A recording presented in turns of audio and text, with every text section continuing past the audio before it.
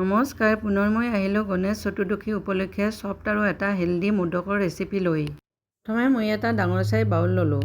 তাৰপিছত এখন অকণমান ডাঙৰ চাহ চামুচেৰে ইয়াত 2 চামুচ মই গুড়ি কৰি লোৱা কাজু ল'লোঁ।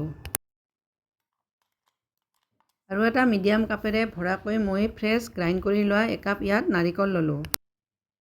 তাৰপিছত সেই কাপটোৰে একাপ মই ইয়াত মিল্ক পাউডাৰ ল'লোঁ। মিল্ক পাউডাৰখিনি লৈ মই এখন চাহ চামুচেৰে ইয়াত 3 চামুচ চেনি ল'লোঁ। চেনিখিনি লৈ সেই চামুচখনেৰে ইয়াত 1/4 চামুচ মই ইলাচীৰ গুড়ি ল'লোঁ। তাৰপিছত প্ৰথমে মই ঘৰতে খুন্দি লোৱা ফ্ৰেছ ৰাইচ ফ্ল'ৰ একাপ ইয়াত লৈ ল'লোঁ। তাৰপিছত এইখিনি মই চামুচখনেৰে মিহলি কৰি ল'লোঁ। চামুচখনেৰে মিহলি কৰাৰ পিছত পুনৰ মই হাতেৰে এইখিনি অকণমান মিহলি কৰি চালোঁ ইয়াত চাউলৰ গুড়ি লাগিবনে নাই। যিহেতুকে বেছি চফ্ট হৈ আছে সেয়ে মই পুনৰ ইয়াত একাপ চাউলৰ গুড়ি লৈ ল'লোঁ। চাউলৰ গুড়িখিনি লোৱাৰ পিছত সেই চাহ চামুচখনেৰে এচামুচ মই ইয়াত ঘিউ ল'লোঁ। তাৰপিছত হাতেৰে এইখিনি মই ভালদৰে মিহলি কৰি ল'লোঁ। হাতেৰে ভালদৰে মিহলি কৰাৰ পিছত মই লাড়ু বনাই চালোঁ, ধুনীয়াকৈ বান্ধ খাইছে।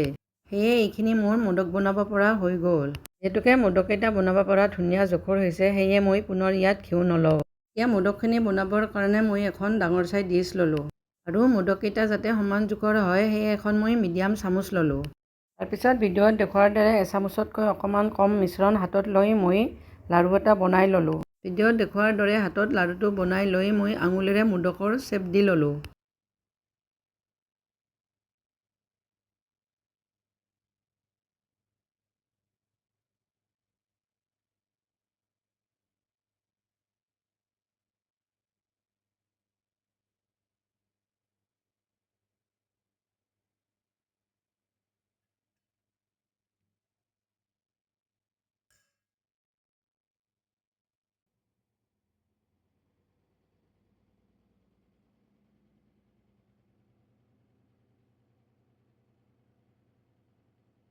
ভিডিঅ'ত দেখুওৱাৰ নিচিনাকৈ শ্বেপ দি আটাইখিনি মোদক মই বনাই ল'লোঁ।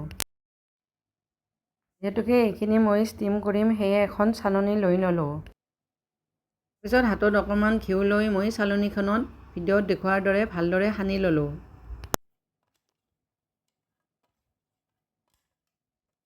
ঘিউখিনি সানি লৈ মই মোদককেইটা চালনীখনত লৈ ল'লোঁ।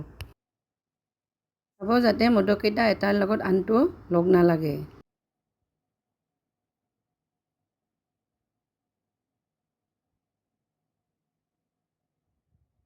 মোদককেইটা মোৰ চালনীখনত ৰেডি কৰি লোৱা হৈ গ'ল। এতিয়া এইখিনি ষ্টিম কৰিবৰ কাৰণে এটা চচপেনত মই পানী উতলিবলৈ দিছিলোঁ। পানীখিনি ধুনীয়াকৈ উতল আহিছে। উতলি থকা চচপেনটোৰ ওপৰত মই চালনীখন বহাই দিলোঁ। তাৰপিছত ফুটা থকা ঢাকনি এখনত মই ফুটাটো বন্ধ কৰি মোদককেইটা ঢাকি দিলোঁ। তাৰপিছত গেছৰ ফ্লেমটো হাই কৰি এইখিনি 25 মিনিটৰ কাৰণে ষ্টিম হ'বলৈ দিলোঁ। 25 মিনিট পিছত ঢাকনি গুচাই চালোঁ এইকেইটা ধুনীয়াকৈ হৈ গৈছে। সেয়ে গেছৰ ফ্লেমটো অফ কৰি ল'লোঁ। আৰু মোদকৰ থালখন মই নমাই ল'লোঁ। তাৰপিছত এটা মোদক মই চুৰিৰে ফালি দেখুৱালোঁ ভিতৰত ধুনীয়াকৈ সিদ্ধ হৈছে।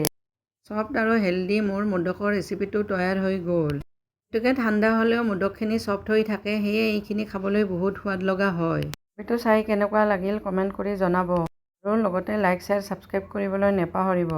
আজিলৈ ধন্যবাদ।